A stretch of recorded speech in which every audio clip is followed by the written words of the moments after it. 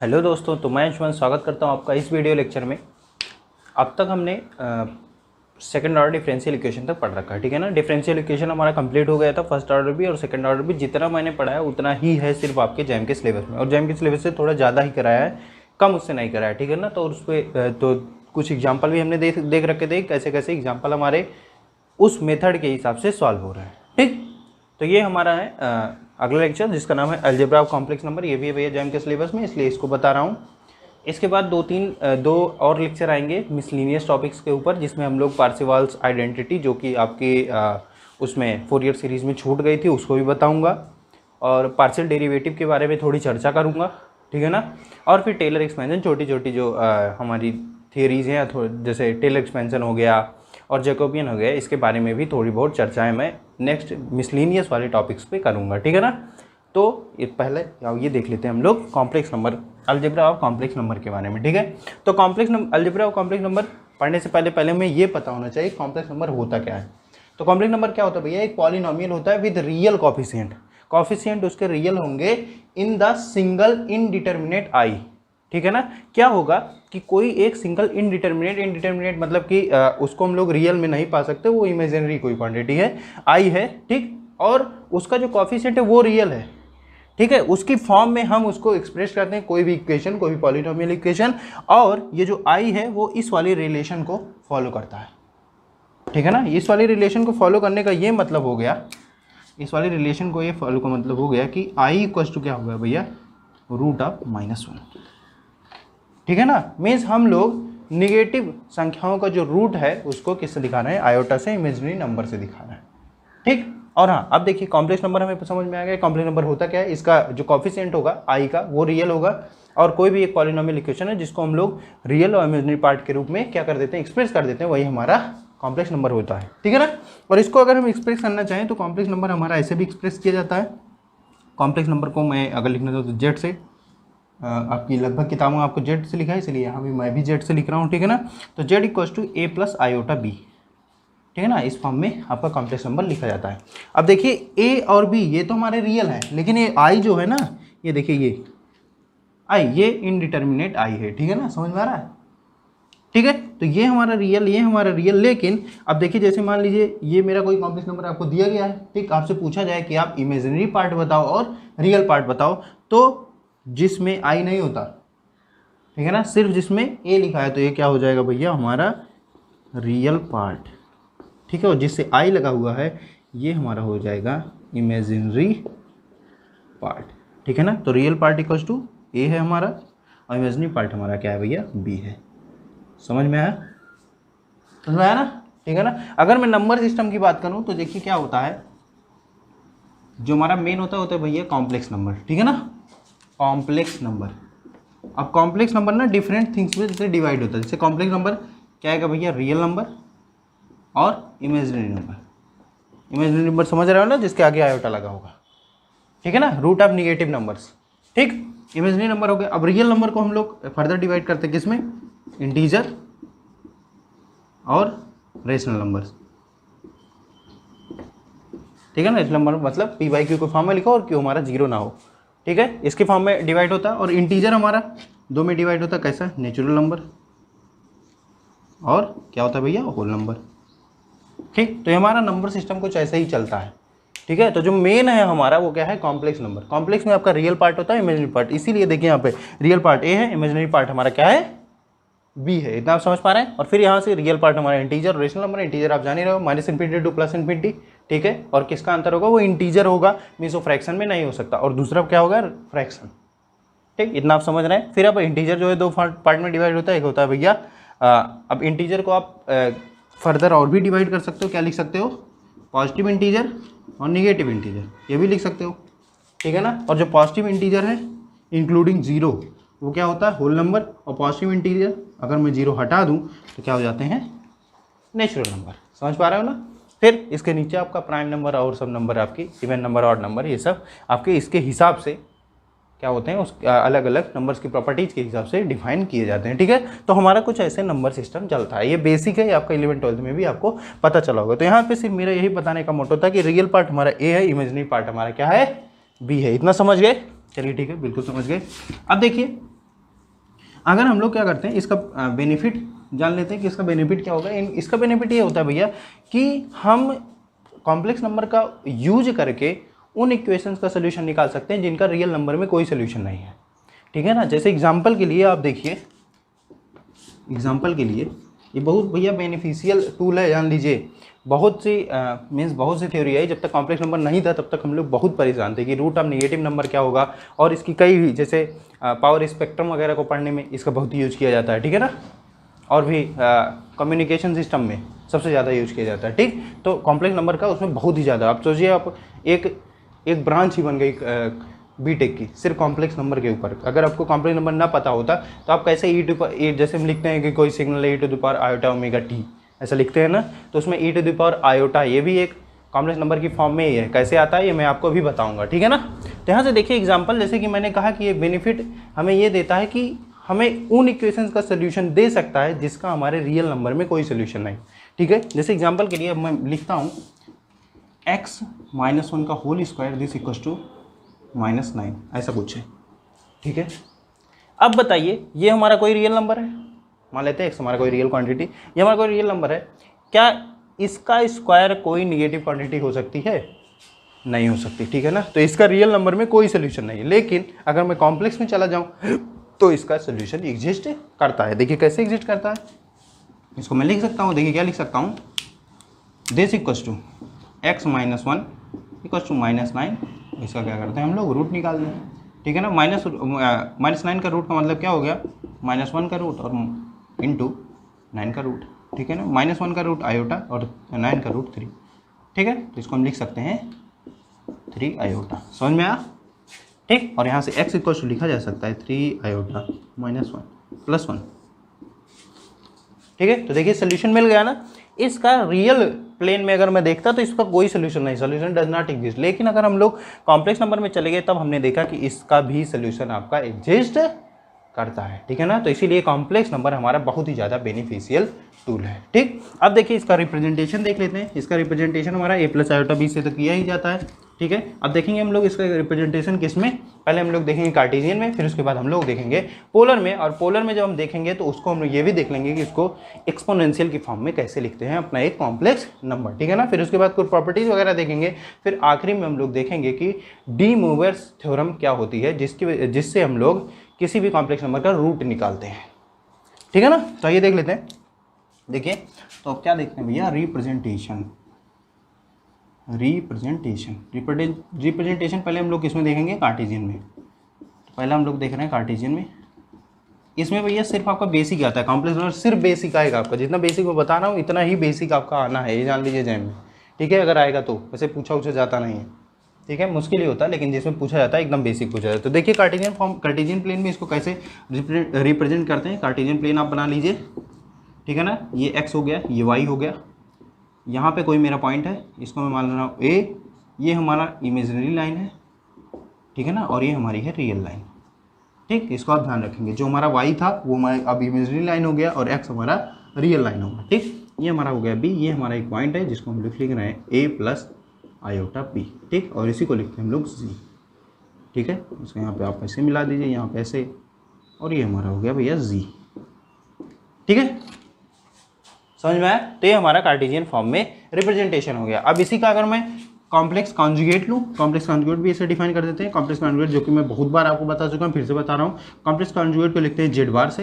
तो इसको लिखा जाता है i को आप किस में चेंज कर दें, -i में, बस, ठीक है। तो a-i⁻b, ठीक है। अगर मैं इसका कॉम्प्लेक्स कॉन्जुगेट इसी पे रिप्रेजेंट करने की कोशिश करूँ तो देखिए कहाँ आएगा, देखिए कहाँ आएगा, ये आएगा भैया यहाँ पे, ठीक है ना। मीन्स x एक्सिस के अबाउट इसका क्या है, रिफ्लेक्शन है, ठीक है ना। तो ये हमारा हो गया a-i⁻b और इसी को हम लिख रहे हैं z बार, समझ में आया, ठीक है ना। तो ये हमारा रिप्रेजेंटेशन है कि इसमें कार्टेशियन कोऑर्डिनेट में, इसमें z = a+i⁻b। कैसे हम लोग जाएंगे, इधर गए, b इधर गए, ये हमारी इमेजिनरी लाइन है, ये हमारा रियल लाइन है, और हमने z को a+i⁻b की फॉर्म में लिख दिया। कोई समस्या यहाँ तक नहीं होनी चाहिए, ठीक है, ये समझ में आया। अब ऐसे ही देखिए कार्टेशियन फॉर्म में तो रिप्रेजेंट करना बहुत ही ज़्यादा इजी है। इसके बाद हम लोग चलते हैं और कॉम्पैक्ट फॉर्म में बनाने की कोशिश इसको करते हैं। और कॉम्पैक्ट फॉर्म में कैसे बनेगा, कैसे बनेगा भैया, जब हम पोलर में जाएंगे। तो देखिए पोलर में अगर हम जाते हैं तो सेकंड आपका है पोलर, ठीक है ना। पोलर में कैसे जाता है, यही सिंपल सेमी कॉन्सेप्ट आपका लगेगा। ये हमारा x हो गया, ठीक है, ये हमारा y, या इसको आप रियल लाइन लिखा करिए, ये इमेजरी लाइन, एक्स वाई लिखना आप छोड़ दीजिए। अगर आप कॉम्प्लेक्स कर रहे हैं तो इसको रियल लिखा करिए, इसको इमेजरी बस, ठीक है। और यहाँ पे माइनस इमेजरी, यहाँ पे माइनस रियल, ठीक। अब देखिए क्या होगा, यहाँ पे पहुँचना हमें, ये क्या है, यहाँ से यहाँ तक अगर हम लोग पोलर में बात कर रहे हैं तो हमारा r हो जाएगा, ठीक है, हो जाएगा भैया। ये a और ये b, और ये हमारा क्वांटिटी हो जाएगा a plus iota b this equals to Z, हम इसको लिख रहे हैं, ठीक है ना। और ये एंगल मान रहे हैं हम लोग थीटा है, समझ पा रहे हैं, ठीक। तो अगर मैं z को लिखना चाहूँ तो ये भी लिख सकता हूँ, z equals to r cos theta plus iota sine theta, लिख सकते हैं, नहीं लिख सकते हैं, बिल्कुल लिख सकते हैं। और यहाँ से मैं ये भी लिख सकता हूँ r cos theta plus I sine theta, ये भी लिखा जा सकता है। तो ये हमारा कॉम्प्लेक्स नंबर को किस में, पोलर फॉर्म में रिप्रेजेंट करने का तरीका, समझ पा रहे हैं। और आपको पता हो कॉस थीटा और साइन थीटा पता हो तो आप उसकी लोकेशन फाइंड कर सकते हैं, उस कॉम्प्लेक्स नंबर की लोकेशन आपको पता लग सकती है, ठीक है ना। ये समझ में आया जेड। अब इसका अगर हम लोग वही कॉम्प्लेक्स कॉन्जुगेट अगर निकालना चाहें लिख दीजिए भैया, जेड बार इक्वल्स टू क्या हो जाएगा, जेड बार लिखो। जैसे यहाँ पे अगर मैं लिखना चाहूँ तो जेड स्क्वायर इक्वल्स टू क्या हो जाएगा, जेड इंटू जेड बार, ठीक है ना। कॉम्प्लेक्स नंबर का अगर हम लोग स्क्वायर करते हैं तो लिखते हैं जेड इंटू जेड बार, ठीक है ना। दिस इक्वल्स टू जेड के लिए ए प्लस आयोटा बी, ठीक है, जेड बार के लिए ए माइनस आयोटा बी, और इसको हम लोग जब सॉल्व करते हैं तो आता है ए स्क्वायर प्लस बी स्क्वायर, ठीक है भैया। क्यों, क्योंकि जो देखिए ये इस वाली रिलेशन को फॉलो कर रहा है। इस वाली रिलेशन को फॉलो करने का ये मतलब हो गया कि आई स्क्वायर हमारा -1 है, तो आई टू द पावर 4 कितना हो जाएगा, 1 हो जाएगा भैया, ठीक है ना, क्योंकि इधर स्क्वायर करो इधर स्क्वायर करो, ठीक है। और इसी प्रकार आई क्यूब इक्वल टू होता है आई, ठीक है ना, माइनस आई, सॉरी, ठीक। तो I square equal to -1, I to the power 4 equal to 1, और आई क्यूब इक्वल टू -1 कैसे आएगा, I cube equal to minus I, sorry ये I cube equal to minus I है, ठीक है। ये कैसे आएगा, आई स्क्वायर इक्वल टू -1 हमारा पहले से ही है और आई हमारा बचा वहाँ पे, तो आप इसको ऐसे लिख सकते हो ना, आई क्यूब को देखो I square into I this equal to minus I, ठीक। तो ये चारों रिलेशन हमारा जो ये हमारे चारों रिलेशन है ये फॉलो होते हैं आपके कॉम्प्लेक्स नंबर में, ठीक है। तो यहाँ से देखिए माइनस आई यहाँ, तो यहाँ पे माइनस आई स्क्वायर और आई स्क्वायर की वैल्यू है -1, तो इसीलिए यहाँ पे प्लस हो गया, ठीक है। तो Z A square equal to A square plus B square आ गया। यहाँ पे देखिए फिर अगर मैं यहाँ पे भी कैलकुलेट करना चाहूँ जेड स्क्वायर, तो दोनों का रिजल्ट सेम आना चाहिए, ठीक है ना। तो यहाँ से आप देखिए जेड बार इक्वल टू क्या हो जाएगा, R cos theta minus iota R sine theta, ये हो जाएगा भैया, ठीक है। अगर मैं जेड इंटू जेड बार निकालूँ तो क्या हो जाएगा मेरा, यहाँ से आप देखेंगे तो हो जाएगा आर स्क्वायर, ठीक है ना, क्योंकि यहाँ से cos square plus sine square theta, cos square theta plus sine square theta equal to क्या होता है 1। तो यहाँ से मुझे मिला जेड बार मतलब मॉड ऑफ जेड स्क्वायर, इसको मॉड ऑफ जेड स्क्वायर लिखते हैं, ठीक है। Mod of Z square equal to क्या आ गया, आर स्क्वायर, और आर स्क्वायर यहाँ से आप कैलकुलेट करो तो देखिए ये ए और ये बी, और वही हमारा पाइथागोरस थ्योरम आप लगाओगे तो क्या हो जाएगा, R square equal to A square plus B square, ठीक है ना। ये समझ में आ गया, ठीक है। तो यहाँ से अगर आप मैं लिखना चाहूँ तो लिख दूंगा ए स्क्वायर प्लस बी स्क्वायर, ठीक है ना। तो ये पोलर फॉर्म में हमारा कैसे कॉम्प्लेक्स नंबर को रिप्रेजेंट करते हैं ये आपने समझ लिया। अब देखिए हमने जेड को R cos theta plus I R sine theta लिखा, आर हमारा क्या होता है, मैग्नीट्यूड होता है, और ये जो हमारा थीटा है क्या होता है भैया, आर्ग्यूमेंट होता है, ठीक है। आर हमारा क्या होता है, आर हमारा होगा मैग्नीट्यूड, और हमारा थीटा क्या होगा भैया, आर्ग्यूमेंट, ठीक। अब इसको हम लोग कैसे एक्सपोनेंशियल की फॉर्म में रिप्रेजेंट करते हैं इसको भी आइए देख लेते हैं। तो देखिए कैसे एक्सपोनेंशियल की फॉर्म में इसको हम बनाते हैं, ठीक। आइए देखिए, तो Z equal to R cos theta plus I R sine theta, ये हमें पता है, ठीक है ना। तो यहाँ से आप देखेंगे तो मैं लिख रहा हूँ Z equal to R cos theta plus I sine theta, ठीक है ना, ये हो गया। अब यहाँ से आप ये भी देखेंगे, और हाँ ये भी आपको एक चीज़ और बता दूँ कि 11th 12th में आपका कॉम्प्लेक्स नंबर का एक चैप्टर है, ठीक है ना, उसमें आपका बेसिक दिया गया है कि कैसे आर्गूमेंट और कैसे हम लोग मैग्नीट्यूड लिखते हैं, ठीक है ना। मैंने यहाँ पे सिर्फ बताया कि आर हमारा मैग्नीट्यूड है और थीटा हमारा आर्गूमेंट है, ठीक है। तो जिसको जिसको और भी ज़्यादा बेसिक में जाना है वो पहले क्या करेंगे, 12th पे जाके उस कॉम्प्लेक्स नंबर अपना ज़रूर पढ़ेंगे, ठीक, इतना आप जान लीजिए, क्योंकि अलजेब्रा ऑफ कॉम्प्लेक्स नंबर इस पे जो क्वेश्चन आएगा मैं बता रहा हूँ बहुत ही ज़्यादा बेसिक आएगा। अगर आपने 12th भी पढ़ रखा है तो शायद आपका बन जाए। ठीक है, तो शर्माइए नहीं, जो चीज़ें आपको नहीं आती तुरंत आप पढ़िए। तो यहाँ से आप देखेंगे Z equal to R cos theta plus I sine theta. ठीक, अब यहाँ से अगर मैं इसको सॉल्व करना चाहूँ, देखिए दिस इक्वल टू, ये मैं लिख सकता हूँ आर कॉस थीटा को एक्सपेंड करिए, क्या हो जाएगा थीटा स्क्वायर, या आप लिख सकते हो 1 minus theta square by 2 factorial plus theta two the power 4 by 4 factorial minus theta two power 6 by 6 factorial plus dot dot dot, ऐसा लिख सकते हो। ठीक, ये हो गया हमारा कॉस थीटा के लिए। प्लस में आई यहाँ पे बाहर ले लेता हूँ। ठीक, अब हम लोग साइन थीटा का यहाँ पे एक्सपेंशन लिख देते हैं। साइन थीटा का लिखिए, बोलिए जल्दी क्या होगा। साइन थीटा का अगर मैं लिखना चाहूँ लिखूँगा theta minus theta cube by 3 factorial plus theta two the power 5 by 5 factorial minus dot dot dot, ऐसा कुछ होगा भैया। अब इसको अगर मैं अंदर ले जाता हूँ और एक एक टर्म को, जैसे पहले यहाँ देखिए पावर 0 है, थीटा टू पावर 0, फिर यहाँ पे थीटा टू पावर 1, फिर थीटा टू पावर 2, फिर 3, फिर 4, फिर 5, ऐसे हम लोग अगर लाइन में लिखते हैं तो क्या मिल जाएगा मुझे, देखो आर ठीक 1 प्लस आयोटा थीटा, होगा कि नहीं होगा, देखिए आई प्लस आयोटा थीटा। ठीक है, minus theta square divide by 2 factorial. ठीक है, फिर यहाँ पे आएंगे minus iota theta cube by 3 factorial. ठीक है, फिर ऊपर जाइए plus theta two power 4 by 4 factorial, ऐसा कुछ आएगा ना, प्लस iota theta two power 5 by 5 factorial और डॉट डॉट डॉट, ऐसा कुछ मिल जाएगा। अब देखिए किसका एक्सपेंशन है, किसका एक्सपेंशन है, देखिए ये है हमारा expansion R E to the power iota theta का।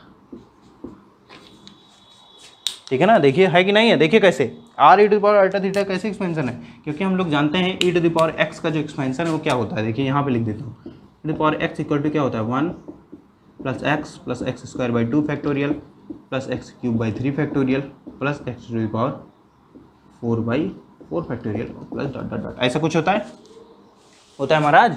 अब यहाँ पे देखिए, अब यहाँ पे अगर मैं आयोटा थीटा रख दूँ तो क्या आएगा, देखिए 1 एक्स प्लस आयोटा थीटा, यहाँ पे एक्स स्क्वायर बाई 2 फैक्टोरियल मतलब iota theta square by 2 factorial, तो आयोटा का स्क्वायर मतलब -1 मीन्स यहाँ पे minus theta square by 2 factorial, फिर यहाँ पे क्यूब है मतलब माइनस आयोटा। ठीक है ना, देख रहे हैं, तो क्या भैया E to the power iota theta का ये एक्सपेंशन है, और यहाँ से हमें मिल गया Z equals to R E to the power iota theta. ये बहुत ही ज़्यादा इंपॉर्टेंट रिजल्ट है। ठीक है ना, यहाँ से देखिए मैंने यहाँ पे जेड बार निकाला था, जेड निकाला था, तब हमने कैलकुलेट किया था कि मॉड ऑफ जेड स्क्वायर जो है हमारा क्या होता है, आर स्क्वायर के बराबर होता है। यहाँ पे देखिए डायरेक्ट कर सकते हो, देखिए यहाँ पे अगर मैं लिखना चाहूँ तो जेड बार क्या लिखूँगा, R E to the power minus iota theta. आप देखिए दोनों का गुणा करिए, दोनों का आप गुणा करिए तो सीधे आपको मिल जा रहा है आर स्क्वायर। ठीक है ना, तो ये और कॉम्पैक्ट फॉर्म है। ठीक है ना, तो ये क्या है भैया, और कॉम्पैक्ट फॉर्म है किसकी, कॉम्प्लेक्स नंबर रिप्रेजेंटेशन की, इन पोलर फॉर्म और इन एक्सपोनेंशियल फॉर्म। ठीक, इसको आप देखेंगे Z equal to R E to the power iota theta भी हमें मिल गया, Z equal to R cos theta plus iota R sine theta भी हमें मिल गया, और Z equal to A plus iota B भी हमें मिल गया, या इसको हम लिख देते हैं एक्स प्लस आयोटा वाई, ये भी आप लिख सकते हैं। ठीक है ना, तो हो गया हमारा रिप्रेजेंटेशन किस में, कार्टेशियन में और पोलर में। ठीक है, इतना समझ में आ गया, चलिए ठीक है, ये हो गया। अब यहाँ पे देखिए, इसके बाद हम लोग देख लेते हैं कि इसके क्वेश्चन किस पे आएंगे। क्वेश्चन देखिए क्या आते हैं।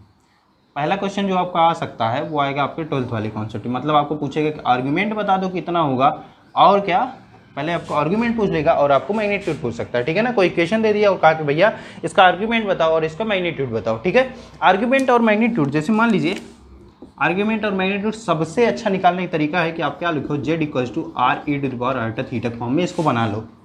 ठीक है ना, जब आप इस फॉर्म में अपने कॉम्प्लेक्स नंबर को बना लोगे तो यहाँ पे देखिए आर क्या है हमारा, क्या हमारा मैग्नीट्यूड है, और थीटा हमारा क्या है, आर्ग्यूमेंट है। ठीक है ना, तो यहाँ से आप लोग सीधा लिख सकते हो कि आर हमारा मैग्नीट्यूड और थीटा हमारा आर्ग्यूमेंट। समझ पा रहे हैं इतना, बिल्कुल समझ पा रहे हैं। तो ये हमारा कॉम्प्लेक्स नंबर है, इसको हमने एक्सपोनेंशियल फॉर्म में रिप्रेजेंट किया, आर से हमने मैग्नीट्यूड देख लिया और थीटा में हमें आर्ग्यूमेंट मिल गया। ठीक है ना, तो पहला क्वेश्चन आ सकता है आपका मैग्नीट्यूड और आर्ग्यूमेंट आपको बताने के लिए। ठीक है, दूसरा क्वेश्चन आपका आएगा कि कोई भी आपको जेड आपको कुछ भी दे दिया जाएगा। ठीक है, मान लीजिए पहले आपको डिफाइन कर दिया कि आपको जैसे दे दिया गया कि z equals to X plus iota Y, ये है, ठीक है ना। z equals to X plus iota Y है, ये आपको पहले डिफाइन कर दिया, ये गिवन है, ठीक है। और एक फंक्शन दे दिया f of z equals to आपको दे दिया e to the power 1 minus z, ऐसा कुछ करके आपको दे दिया, ठीक। अब कह दिया कि f ऑफ z में से आप क्या करो, रियल पार्ट को बताओ क्या होगा और इमेजिनरी पार्ट आपका क्या होगा, ठीक है ना। ऐसा आपको कॉमा लगा के पूछ लिया, 4 ऑप्शन दे दिया, ठीक। तो दूसरा क्वेश्चन आपका इस पे बन जाएगा। तो इसको कैसे सॉल्व करेंगे, देखिए सिंपल, z को आप यहाँ रखिए तो क्या हो जाएगा 1 minus X plus iota Y, ठीक है ना। इसको लिख सकते हो e to the power 1 minus X और इंटू लिख सकते हो e to the power iota Y. अब देखिए कुछ लोग क्या करेंगे, कहेंगे भैया ये रियल पार्ट है ये इमेजिनरी पार्ट है, नहीं ऐसा नहीं करना है। अब इसको और एक्सपेंड करिए, इसको अगर आप और एक्सपेंड करेंगे जब तक आपका इस वाली फॉर्म में नहीं आ जाएगा, जब तक आपका z इस वाली फॉर्म में नहीं आ जाएगा तब तक आप रियल और इमेजिनरी पार्ट नहीं बता सकते, ठीक है ना। तो आपको क्या करना है, फाइनल इस वाली फॉर्म में आपको लाना है, ठीक है ना। तो इस वाली फॉर्म में अभी तो आया नहीं है, ठीक है। अब लाते हैं, देखिए इसमें तो कुछ नहीं करना है, ये आपका किसका काम कर रहा है, आपका मैग्नीट्यूड का काम कर रहा है, तो इसको आप छूइए मत। देखिए e to the power 1 minus X, इसको आप लिख लीजिए e to the power iota Y, ठीक।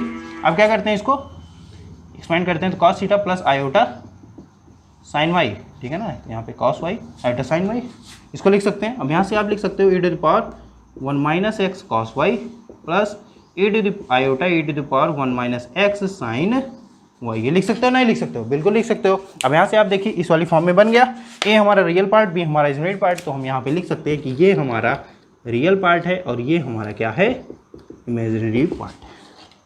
समझ पा रहे हो। तो एक क्वेश्चन आपका इस पे बन सकता है कि आपको z दे दिया जाए, f ऑफ z का कोई फंक्शन दे दिया गया है, वहाँ पे आपको पूछा जाए कि आप रियल पार्ट बता दो और इमेजिनरी पार्ट बता दो, ठीक है। अब तीसरे टाइप पे चलते हैं। तीसरे टाइप पे बहुत रेयरली है, बहुत ही कम पूछा जाता है, लेकिन आपको डी मोइरस थ्योरम आपको पहले बताऊंगा, फिर उसके बाद ये बताऊंगा कि कैसे किसी भी कॉम्प्लेक्स नंबर का रूट निकालते हैं, ठीक है। तो आइए देख लेते हैं। कॉम्प्लेक्स नंबर का अगर क्वाड्रेटिक, जैसे क्वाड्रेटिक इक्वेशन है किसी कॉम्प्लेक्स नंबर का, तो जैसे हमारा रूट निकलता है उसमें रियल में, वैसे आपका कॉम्प्लेक्स नंबर का z का भी, z यहाँ पे मैं कॉम्प्लेक्स नंबर, ठीक है ना, जहाँ जहाँ z बोलूँगा उसका मतलब आपको कॉम्प्लेक्स नंबर ही बोला जा रहा है, इतना आप समझेंगे, ठीक है। तो आपका मान लीजिए z में कोई क्वाड्रेटिक इक्वेशन दिया गया है तो उसका भी रूट वैसे ही निकलेगा जैसे आपका रूट किसमें निकलता है, रियल प्लेन में, ठीक है ना। लेकिन अगर आपको क्या कह दिया जाए, रूट निकालना हो कॉम्प्लेक्स नंबर का, लेकिन उसमें क्या हो कि वो क्वाड्रेटिक फॉर्म में ना दिया हो, तब आप कैसे निकालेंगे, ठीक है। तो उसके लिए आइए हम लोग सीखते हैं। तो पहले देख लेते हैं डी मोइरस थ्योरम,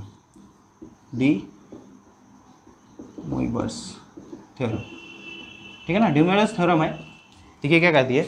अब ये मत कहिए कि यहाँ पे डी छोटा क्यों लिखा, क्योंकि भैया वहाँ पे कुछ ऐसा नियम है, जहाँ के साइंटिस्ट थे वहाँ पे नियम है कि पहला शब्द हमारा क्या कर लेते हैं, छोटे लेटर से लिखते हैं। जैसे आपको डी ब्रॉगली आपने वेवलेंथ देखी होगी, वहाँ पे डी भी स्मॉल लेटर में लिखा रहता है, ठीक है ना। यहाँ से है वो बड़े लेटर में लिखते हैं, तो उनका कुछ है अपना, इस पर आप ध्यान नहीं देंगे, ठीक है।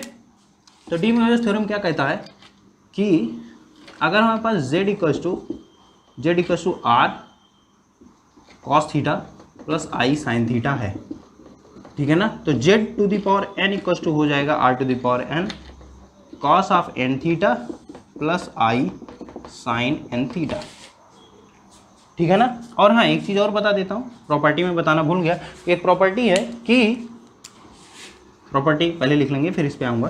प्रॉपर्टी लिखेंगे आप, प्रॉपर्टी है भैया, क्योंकि प्रॉपर्टीज में यूज नहीं इसलिए बता रहा हूँ। तो प्रॉपर्टी है पहली कि दो कॉम्प्लेक्स नंबर हमारे, दो complex number z1 equals to z2 तभी होगा जब इसके रियल पार्ट भी इक्वल हों, real z1 equals to real z2 हो जाए और imaginary z1 equals to imaginary z2 हो जाए, ठीक है ना। z1 और z2 तभी इक्वल होंगे जब इसके रियल पार्ट भी इक्वल हों और इमेजिनरी पार्ट भी इक्वल हों, ठीक है ना। सेकेंड हमारा है कि अगर हमारा कोई कॉम्प्लेक्स नंबर किसमें लिखा है, एक्सपोनेंशियल के फॉर्म में, तो वो कब इक्वल होगा, z1 इक्वल्स टू z2 तभी होगा जब क्या हो, उसका पहली बात तो r इक्वल हो, ठीक है, दोनों का मतलब कि मैग्नीट्यूड इक्वल हो, दूसरा उसका जो आर्ग्यूमेंट हो वो मतलब वो उसका जो डिफरेंस हो वो मल्टीप्लिकेशन ऑफ 2 पाई में हो, ठीक है ना, एक स्केलर मल्टीपल हो 2 पाई का, ठीक है। मीन्स आर्ग्यूमेंट इज या लिख देता हूँ difference in argument is scalar multiple of scalar means या इंटीग्रल मल्टीपल आप यहाँ पे लिखेंगे, इंटीग्रल मल्टीपल ऑफ 2 पाई की फॉर्म में हो, ठीक है ना।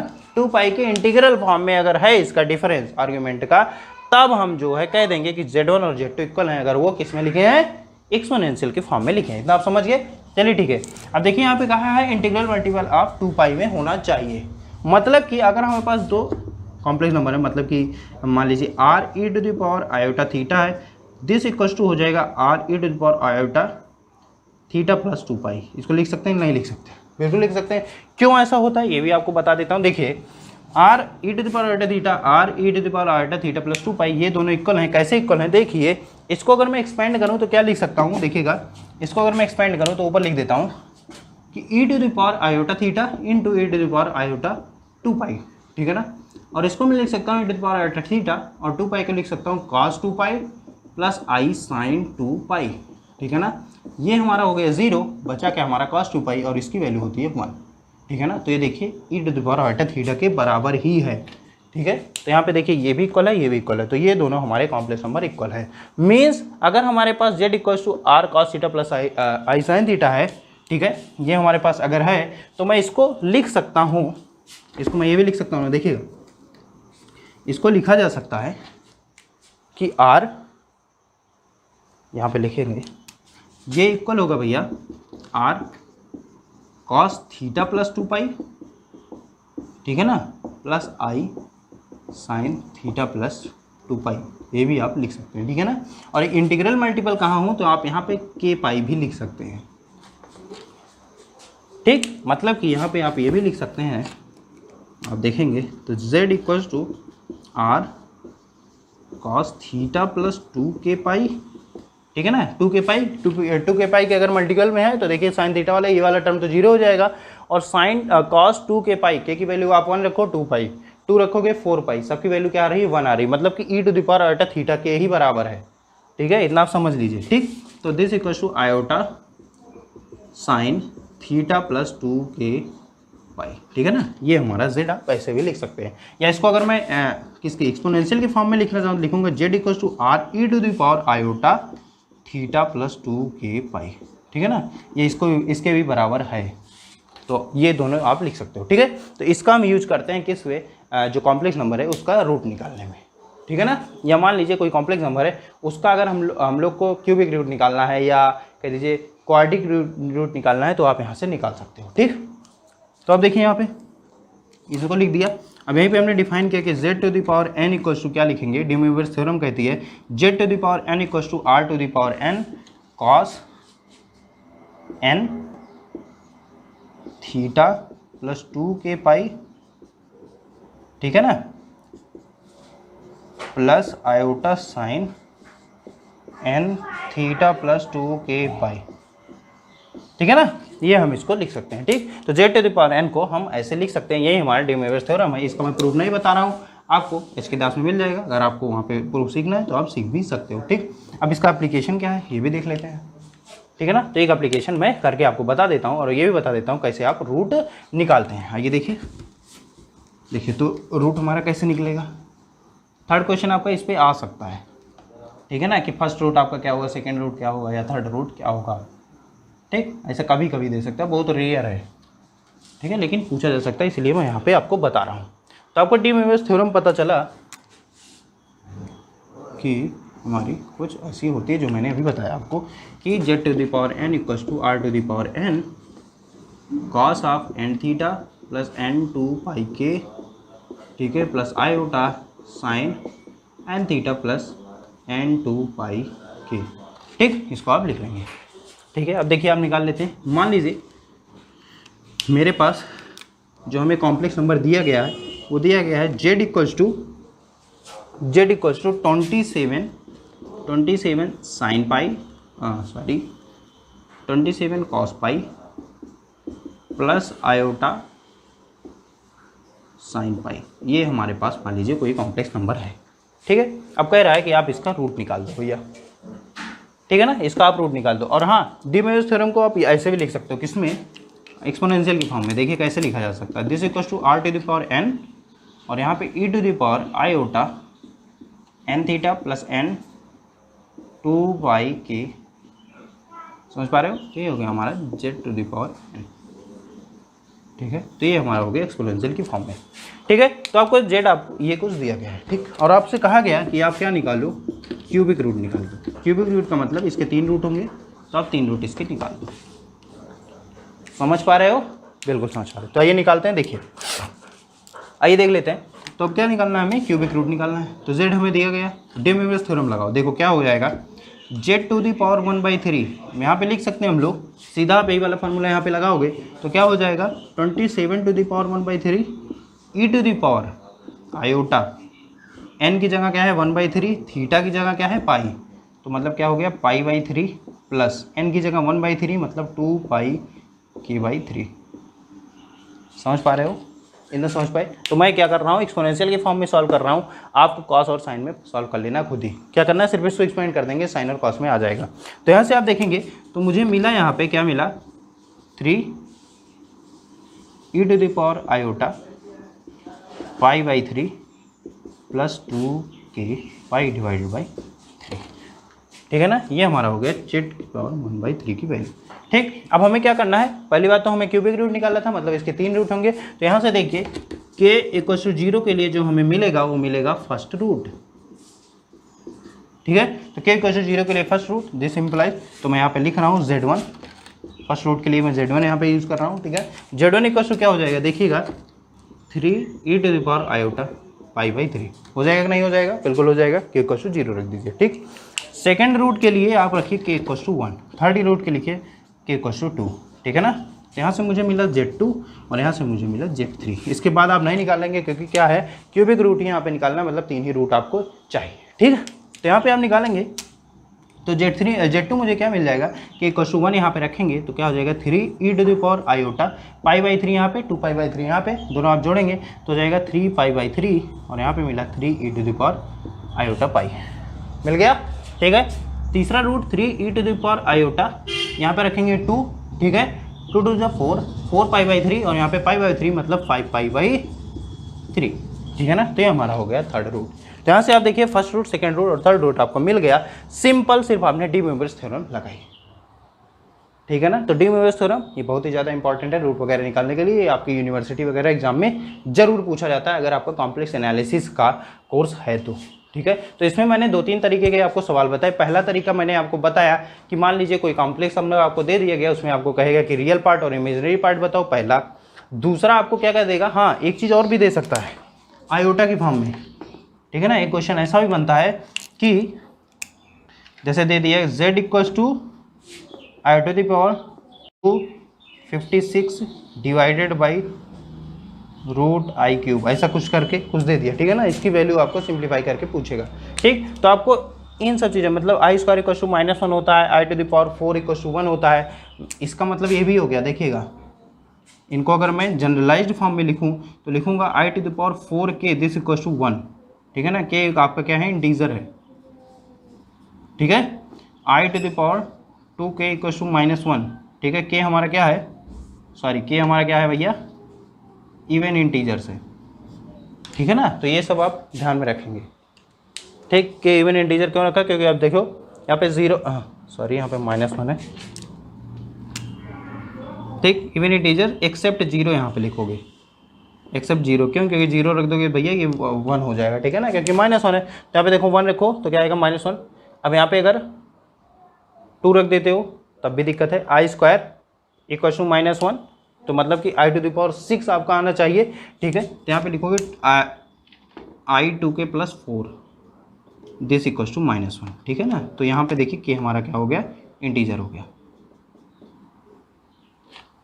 ठीक। आप यहाँ पे रख के देख सकते हो, ये मैं इसी से बना रहा हूँ, खुद कुछ नहीं कर रहा हूँ, ठीक है। यहाँ से आप देखोगे k = 1 रखो तो 6 गया, i टू द पावर 6 -1 होता है, ठीक है। k 0 रखोगे तो फिर यार दिक्कत हो रही है, ये यहाँ पे हो जाएगा 4k, सॉरी अब सही है, ठीक है। 2 + 4k, तो यहाँ पे देखिए 0 रखोगे तो i² -1, 1 रखोगे 6 -1, अब यहाँ पे 2 रखोगे तो 8 + 2 10, i टू द पावर 10 = -1, ठीक है। तो यहाँ से आप ये निकाल सकते हो। तो यहाँ से आप ये जनरलाइज फॉर्म हो गई, इससे आपको अगर ऐसे कुछ दिया रहे, उसको सिंप्लीफाई करने के लिए कहा रहे, तो आपको ये चीज़ें पता होनी चाहिए, ठीक है। तो पहले आप क्या करोगे, i⁴ की फॉर्म में तोड़ोगे, तो जो 4 का मल्टीपल होगा उसकी वैल्यू तो 1 ही हो जाएगी, ठीक है ना। जैसे मान लीजिए आप लिख दीजिए i⁴, इसका मान लीजिए 63, ऐसा कुछ पावर आ गया, तो इसकी वैल्यू तो 1 ही है, तो इसकी पूरे की वैल्यू क्या हो जाएगी 1, ठीक है। तो ऐसा कुछ आपको वहाँ पे सिंप्लीफिकेशन करना होगा। तो आपका पहला क्वेश्चन आपका रियल और कॉम्प्लेक्स फॉर्म, इमेजनरी पार्ट अलग कर दीजिए। दूसरा जो क्वेश्चन आ जाएगा, आपको ऐसे प्रकार के क्वेश्चन आएंगे, उसको सिंप्लीफाई करना होगा। तीसरा क्वेश्चन क्या आएगा भैया, आपको तीसरा क्वेश्चन ये दे दिया जाएगा कि आप आर्ग्यूमेंट बताओ और क्या बताओ, मैग्नीट्यूड बताओ, जो कि कैसे आप बताओगे, क्या करके उसको एक्सपोनेंशियल की फॉर्म में कन्वर्ट करके। एक्सपोनेंशियल की फॉर्म में कन्वर्ट करना अब तो मेरे हिसाब से आप सीख गए होगे कि कैसे जाते हैं आप एक्सपोनेंशियल की फॉर्म में, कैसे आप आते हो पोलर फॉर्म में, ठीक है, ये आपने सीख लिया। और चौथे प्रकार का क्वेश्चन आपका ऐसा कुछ आएगा कि जिसमें आपको रूट निकालना होगा, ठीक है ना। और रूट आप देखिए 3 रूट, k = 0 से आपका k = 2 है, 3 रूट ही आपके हैं, ठीक है। अगर यहाँ पे 4 होता तो आपको 4 रूट आपको यहाँ पे लिखने पड़ते, ठीक है, तो k 3 तक जाता, ठीक है। लेकिन यहाँ पे तब 1/4 हो जाता है, यहाँ पे भी 4 हो जाता है, यहाँ पे भी 4 आपका हो जाता है, ठीक है ना। तो ऐसा कुछ आपको रूट निकालने के लिए भी मिल सकता है। और मैंने ये भी बताया कि अगर क्वाड्रेटिक इक्वेशन है या क्यूबिक इक्वेशन है जेड में किसी भी कॉम्प्लेक्स नंबर का, तो उसका भी रूट सेम निकलता है। कैसे, जैसे हम लोग रियल में निकालते हैं। जैसे मान लीजिए रियल में आपने लिखा है x² + 2x + 3 = 0, ठीक है ना, ऐसा कुछ रियल में इक्वेशन है, ठीक। इसका रूट हमारा रियल क्वांटिटी कुछ निकलेगा, ठीक है। ऐसे ही सेम अगर मान लीजिए आपका z² + 2z + 3 = 0 है, तो इसका भी रूट अगर आपको z का निकालना है तो आप सिमिलर जैसे इसको श्रीधराचार्य फार्मूले से लगाओगे वैसे आप यहाँ भी लगाओगे, ठीक है ना। तो सिमिलर तरीके से रूट आपके निकलते हैं, ये आप ध्यान रखेंगे, ठीक है। तो कॉम्प्लेक्स नंबर आपका सिर्फ इतना था, इसकी कॉम्प्लेक्स नंबर की जो अलजेब्रा थी सिर्फ इतनी थी। इसकी कुछ प्रॉपर्टीज भी थी कि कब दो कॉम्प्लेक्स नंबर इक्वल होंगे, ये भी आपने सीख रखा है, ठीक है। डी मोइरस थ्योरम हो गया, और इतना ही है सिर्फ आपके कॉम्प्लेक्स नंबर में, ठीक है ना। बाकी अगर कुछ कॉम्प्लेक्स नंबर में होता है, मीन्स मुझे प्रीवियस ईयर क्वेश्चन में देखूंगा JMM के, उसमें अगर मुझे कॉम्प्लेक्स नंबर का कोई अलग कॉन्सेप्ट मिलता है तो मैं उसके भी अगर मैं उसका क्वेश्चन सॉल्व कराऊंगा ही, क्योंकि आपकी क्वेश्चन सीरीज आने वाली है कॉम्प्लेक्स मतलब मैथमेटिकल फिजिक्स की 2-3 10-10 क्वेश्चन के आपके सीरीज आएंगे। उसमें अगर मुझे कॉम्प्लेक्स नंबर का कोई नया कॉन्सेप्ट मिला तो मैं पहले उसको बताऊंगा, फिर वो क्वेश्चन आपको सॉल्व कराऊंगा, ठीक है ना। बाकी मुझे ऐसा लगता नहीं कि इसके अलावा कोई और कॉन्सेप्ट पे आपके क्वेश्चन होंगे, ठीक है ना। तो इतना था बस कॉम्प्लेक्स नंबर में, और आपका जैम का सिलेबस सिर्फ इतना है। इसके बाद मैं देखूंगा मिसलेनियस टॉपिक, जिसमें आपके जितने भी जैम के छोटे छोटे बच्चे टॉपिक्स हैं उसको भी मैं कवर कर दूंगा, ठीक है ना। तो इतना कॉम्प्लेक्स नंबर आप पढ़ेंगे, इसमें सवाल लगाएंगे। अब मैं उसमें चलता हूँ, धन्यवाद।